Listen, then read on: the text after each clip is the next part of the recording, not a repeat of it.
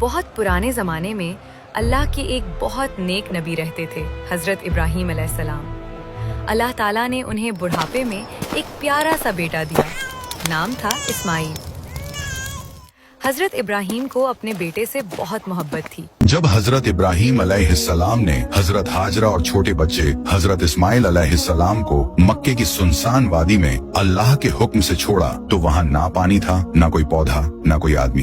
حضرت ہاجرہ کے پاس صرف ایک چھوٹی مشق، پانی کی مشق اور تھوڑا سا کھانا تھا۔ کچھ دنوں بعد جب سب کچھ ختم ہو گیا تو ان کا دودھ رک گیا اور حضرت اسماعیل علیہ السلام نے بھوک اور پیاس سے رونا شروع کر دیا۔ حضرت ہاجرہ یہ منظر برداشت نہ کر سکی، وہ پہاڑی صفا پر چڑھی، آس پاس دیکھا، کوئی دکھائی نہیں دیا۔ پھر مروا کی طرف دوڑی لیکن وہاں بھی کچھ نہ ملا۔ اس طرح وہ صفا اور مروا کے درمیان 7 مرتبہ دوڑی، صرف اس امید میں کہ کہیں سے مدد مل جائے، کوئی پانی مل جائے، کوئی انسان دکھ جائے۔ جب وہ مروا پر پہنچی اور پیچھے دیکھا تو انہوں نے دیکھا کہ حضرت اسماعیل علیہ السلام اپنے پیر سے زمین کو مار رہے ہیں، اور جہاں انہوں نے پیر مارا وہیں سے پانی کا چشمہ پھوٹ نکلا۔ حضرت ہاجرہ دوڑ کر گئیں اور بولی، جھم جھم جھم جھم، یعنی رک جا رک جا، کیونکہ وہ پانی بہہ کر ضائع نہ ہو جائے۔ انہوں نے ہاتھوں سے مٹی جمع کر کے اس پانی کو سنبھالا۔ اللہ تعالیٰ نے اس پانی میں برکت ڈال دی، وہ آج تک بہہ رہا ہے اور کبھی ختم نہیں ہوا۔ رسول اللہ صلی اللہ علیہ وسلم نے فرمایا، جم جم کا پانی جس نیت سے پیا جائے اللہ اس نیت کو پورا کرتا ہے۔ حضرت ابراہیم علیہ السلام نے ایک خواب دیکھا۔ اللہ نے خواب میں انہیں حکم دیا، اے ابراہیم، اپنے بیٹے کو میری راہ میں قربان کر دو۔ اب سوچئے کتنی مشکل بات تھی یہ، لیکن حضرت ابراہیم علیہ السلام نے سوچا اللہ جو بھی حکم دے وہ ہماری بھلائی کے لیے ہوتا ہے۔ حضرت ابراہیم نے اپنے بیٹے سے کہا، بیٹا اسماعیل، میں نے خواب دیکھا ہے کہ میں تمہیں اللہ کی راہ میں قربان کر رہا ہوں، تمہاری کیا رائے ہے؟ حضرت اسماعیل علیہ السلام کی عمر اس وقت صرف 13 سال کی تھی۔ انہوں نے مسکراتے ہوئے جواب دیا، ابا جان، آپ فکر نہ کریں، اللہ نے جو حکم دیا ہے وہ ضرور پورا کیجیے، آپ مجھے صبر کرنے والا پائیں گے۔ ماشاءاللہ، کیسا بہادر بیٹا تھا۔ پھر دونوں باپ بیٹا چل پڑے مینا کی طرف۔ راستے میں اچانک شیطان آیا۔ شیطان نے کہا، ابراہیم، یہ تم کیا کرنے جا رہے ہو؟ لیکن حضرت ابراہیم نے شیطان پر پتھر مارے۔ اوپر پہنچنے پر حضرت ابراہیم نے اپنے بیٹے کو لٹایا۔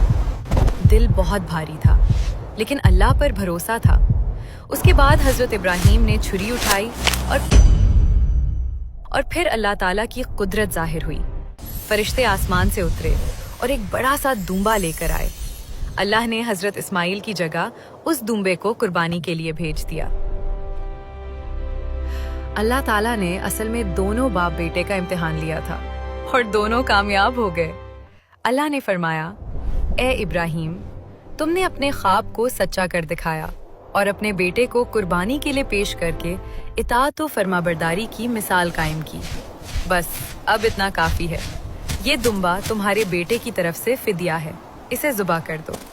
مکہ کی سنسان وادی میں حضرت ابراہیم اور حضرت اسماعیل علیہ السلام کعبہ کی بنیاد رکھ رہے ہیں۔ حضرت اسماعیل پتھر لا رہے ہیں اور حضرت ابراہیم انہیں دیوار میں لگا رہے ہیں۔